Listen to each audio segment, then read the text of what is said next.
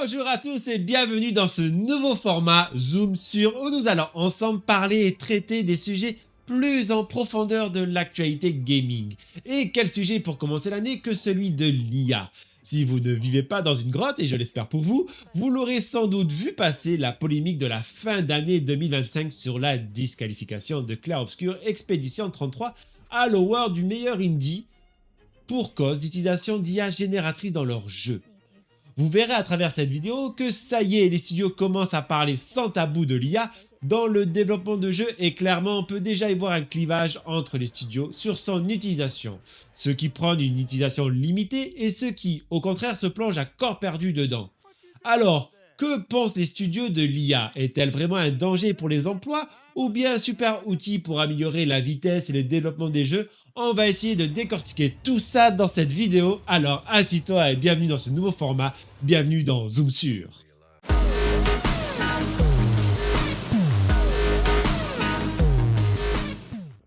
L'année 2025 a été riche en termes de sorties de jeux vidéo, mais pas que. Nous l'avons tous vu, l'essor de l'IA a été totalement fulgurant. Qui d'entre nous n'a pas encore utilisé l'IA pour une question ou pour faire des recherches sur internet par exemple? Eh bien, commençons par un rapport du BCG, le Boston Consulting Group, qui nous sort le 16 décembre 2025 un rapport qui nous parle de la place de l'IA dans les studios de jeux vidéo actuellement et dans le futur pas si lointain que ça. Que nous dit le rapport? On y apprend, entre autres, que 50% des studios de jeux vidéo utilisent déjà l'IA dans le développement de leurs projets et que d'ici 2030, le marché du jeu vidéo devrait croître à hauteur de 6% par an, pouvant atteindre jusqu'à une valeur de 350 milliards de dollars. Je ne sais pas si vous vous rendez compte, 350 milliards de dollars. Mais que cette explosion du marché se fera par différentes tendances, dans celle qui nous intéresse ici, l'utilisation de l'IA, qu'elle soit génératrice ou non. Il ressort du rapport une vision globale du secteur. L'IA participera bien à une nouvelle ère de croissance pour le secteur. Et c'est là où tout devient intéressant. On ne cesse de parler du fameux plafond de verre technologique où à un moment donné, la courbe d'invention technologique a tendance à s'aplatir car l'investissement versus le gain technologique que l'on peut gagner avec du nouveau matériel ne vaut plus le coup. Mais alors, quel biais permettrait de continuer à faire monter cette courbe? Eh bien, l'IA en fait partie. Et c'est là qu'aujourd'hui, on voit par exemple des entreprises comme Nvidia qui représentent l'essor des cartes graphiques amorcer un virage et ce même dans sa communication sur l'utilisation de l'IA. Nouvelle carte graphique qui sert à pouvoir afficher du 4K 60 images par seconde pour leur plus puissante, mais dans l'IA aussi est devenue une partie intégrante de la génération d'images intercalées entre des images où le DLSS, le fer de lance de la carte graphique Nvidia, cette entreprise se place comme pionnier de l'IA hardware. Et pour toujours engendrer des millions de dollars, Nvidia fait le choix à chaque année de sortir de nouvelles cartes graphiques afin de garder une avance et suivre un marché qui évolue aussi vite que celui des smartphones il y a quelques années. Mais tu vas me dire, mais quel est le rapport avec l'IA dans le milieu des studios de jeux vidéo? Il y a trois axes majeurs que l'on peut retrouver plus ou moins chez le géant Nvidia. Le premier, l'accélération de la production. Le deuxième, réduire les coûts de développement. Et enfin, le troisième, moins présent chez Nvidia, mais important dans le milieu du jeu vidéo, l'IA, un stimulant pour la créativité. Ensemble, nous allons détailler ces trois axes et comprendre un peu mieux comment l'IA devient indispensable dans le développement des jeux vidéo.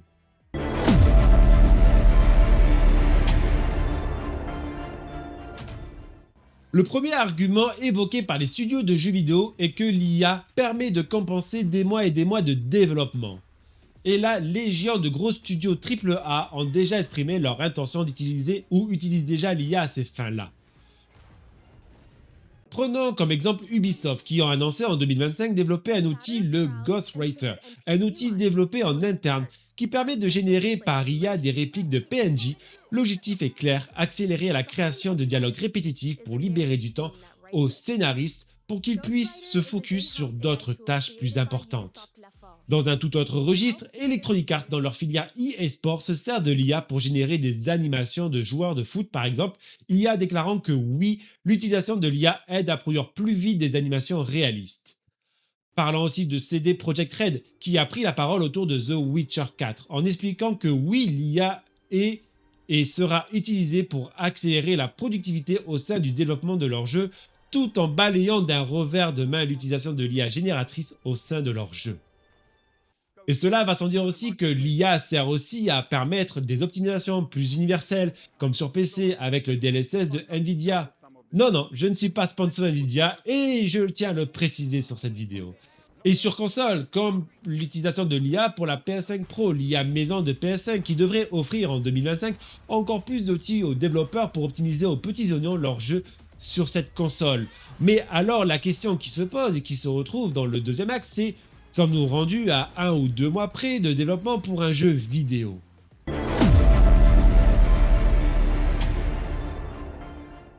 À l'heure où les budgets des AAA explosent littéralement, quelques chiffres pour vous donner le tournis pour 2025. Assassin's Creed Shadow, qui cumule pas moins de 116 millions de dollars avec le développement et le marketing. Pour 2020, Cyberpunk 2077, qui cumule lui plus de 400 millions de dollars avec le marketing, dont 125 millions alloués au développement de l'extension Phantom Liberty et au correctif post-lancement.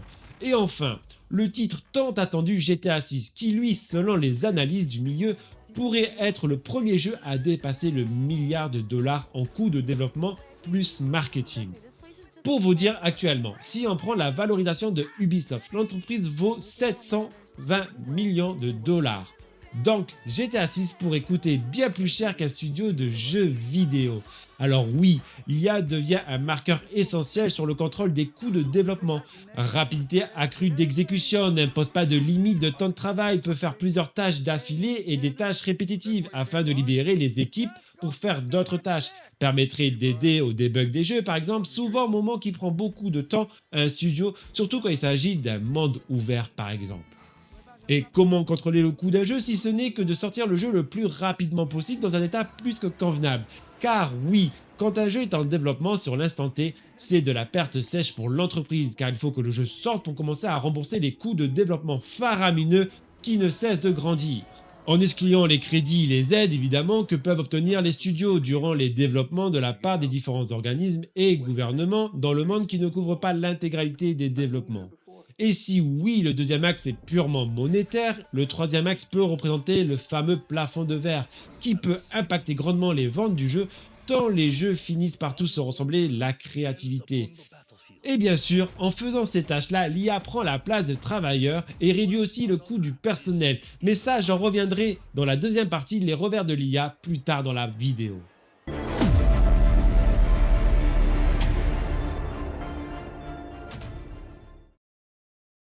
Aujourd'hui, face à la vague qui déferle chaque année sur la planète Terre de jeux vidéo qui finissent tous dans des océans de bibliothèques et de launchers comme Steam, Epic Game Store, Ubiconex ou bien d'autres, il devient très dur de se démarquer de la concurrence. Qui parmi nous ne s'est pas dit une fois dans toute sa vie de gamer que ce jeu ressemble à tel jeu? Les jeux finissent par tous se ressembler, que ce soit dans les mécaniques que dans leur histoire, alors que reste-t-il les amis? La direction artistique. Et là, l'IA peut permettre aux créateurs, aux développeurs d'explorer leurs idées, de trouver l'inspiration, et ce grâce à quelques clics.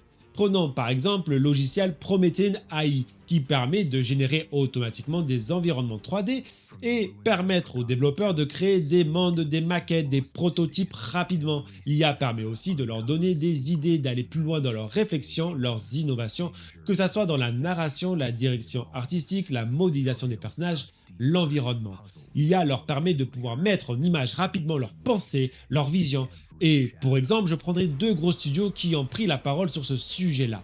Square Enix a déclaré que l'IA leur servirait à générer des quêtes secondaires, alors que pour l'Electronic Arts, le studio se sert déjà de l'IA pour générer des environnements 3D pour tester des mécaniques de gameplay. Un fabuleux outil permettant d'aller de l'avant pour, comme je vous l'ai dit, tester rapidement des idées de quête, de gameplay ou de mécanique. Mais alors, est-ce que tout est beau avec l'IA? Pourquoi suscite-t-elle beaucoup de stress et de peur dans le marché du jeu vidéo? Je t'en parle dans cette deuxième partie, les revers de l'IA. Mais avant cela, si le format de la vidéo te plaît, n'hésite pas à t'abonner, à partager, à liker la vidéo pour donner de la force à la chaîne. Allez, on continue notre décryptage. Les revers de l'IA. Si sur le papier, l'IA a l'air d'être un outil surpuissant Pour améliorer le confort des développeurs et permettre de développer des jeux toujours plus rapides, l'année 2025 nous a aussi montré que l'IA peut avoir des impacts négatifs. Quel est autre que ce premier impact que je devrais vous parler? C'est sur l'emploi et le risque de licenciement. Comment ne pas parler de Microsoft et des quelques 9000 suppressions d'emplois à travers le monde en 2025 avec un motif clair, l'investissement massif dans l'IA, 80 milliards de dollars injectés dans le développement de data centers et de modules IA. Le studio derrière Callisto Protocol a licencié des salariés à cause d'une automatisation des pipelines de production par IA. Et bien d'autres studios sont soupçonnés d'avoir aussi licencié sous le contexte de l'IA sans preuve formelle comme Electronic Arts par exemple. Et si on se projette un peu, les peurs sont justifiées. À l'heure actuelle, l'IA est sans limite. Et tous les corps de métier dans le jeu vidéo pourraient à terme être menacés par l'IA. Les artistes et les créateurs d'assets, les scénaristes, les testeurs qui débuguent, les compositeurs de bande-son, les level designers, tous les corps sont concernés par la possibilité qu'offre l'IA aujourd'hui.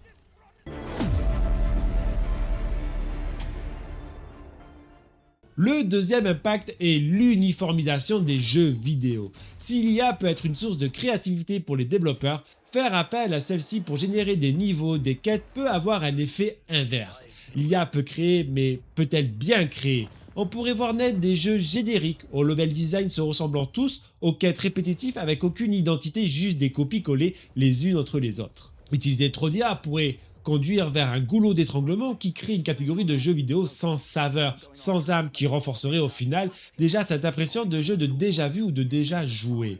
À l'heure où l'humain possède le sens de jugement comme percevoir la répétitivité et l'ennui, l'IA, elle, en est dépourvue. Et aussi, voir l'apparition d'une incohérence artistique entre ce que l'histoire raconte et le monde que l'IA a généré autour. Enfin, le dernier impact, la propriété intellectuelle.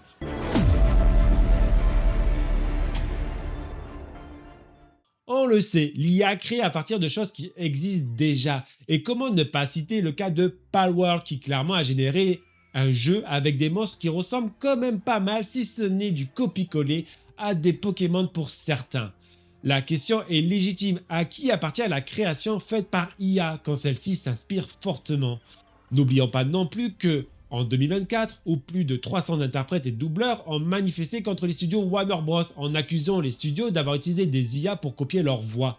L'utilisation de l'IA pose des problèmes pour la propriété intellectuelle au-delà du secteur du jeu vidéo, laissant planer peut-être dans un futur proche la redéfinition de la valeur de la propriété intellectuelle. Cette richesse pour toute entreprise qui pourrait être mise à mal dans les prochaines années.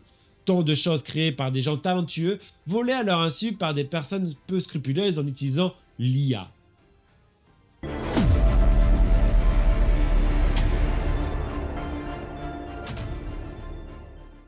Après tous ces pour et ces contre, que conclure vis-à-vis de l'IA? Est-ce quelque chose de bien ou de terrible pour l'industrie du jeu vidéo? Pour ma part, en vue de mes recherches et de mes réflexions sur cette vidéo, l'IA se présente comme un outil surpuissant, pouvant permettre au secteur du jeu vidéo de franchir un plafond de verre qui commence à se sentir tranquillement, dans sa créativité, mais aussi dans la vitesse de productivité, à pouvoir sortir des jeux toujours plus vite avec peut-être un rendu final bien fini. Mais paradoxalement, je me rends compte que le plus grand danger avec l'IA, ce n'est pas l'IA en tant que telle, mais l'humain qui l'utilise. Des studios qui, peu scrupuleux ou voulant réduire drastiquement les coûts de développement, pourraient utiliser l'IA à outrance et faire fi de règles comme la propriété intellectuelle pour engendrer toujours plus rapidement de l'argent dans un monde où tout évolue de plus en plus vite. Une IA ne se repose jamais, produit sans compter et ne se plaint pas. L'IA est un travailleur sans émotion. Il sera très intéressant de voir les positionnements des studios en 2026 et de voir combien de studios d'ici fin 2026 utilisent l'IA versus fin 2025 qui représente déjà plus de 50% de l'industrie. Voilà qui conclut le premier numéro Zoom sur. Donne-moi ton avis sur ce que tu penses de l'IA et sur ce que tu as pensé aussi sur cette vidéo. Abonne-toi, like pour donner de la force à ce nouveau format. On se retrouve très bientôt. Merci à vous tous de me suivre dans cette aventure qu'est YouTube et prenez soin de vous. À bientôt.